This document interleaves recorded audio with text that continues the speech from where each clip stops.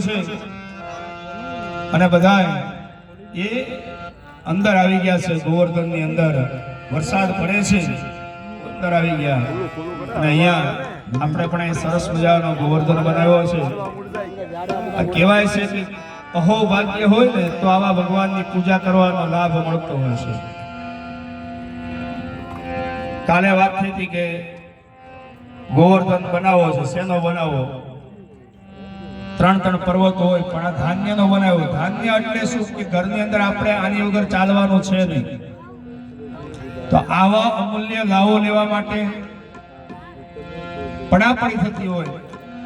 જેના ભાગ્યમાં હોય એને જ મળે છે પણ આજની કથાને આપણે અહીંયા વિરામ આપીએ 2 મિનિટ સત્કીર્તન કરી અને આજની કથાને આપણે વિરામ આપીએ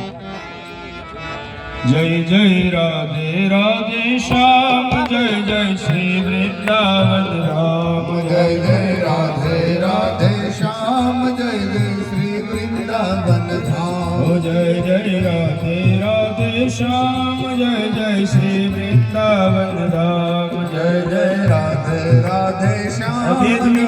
श्री वृंदावन धाम जय जय राधे श्याम जय जय श्री वृंदावन धाम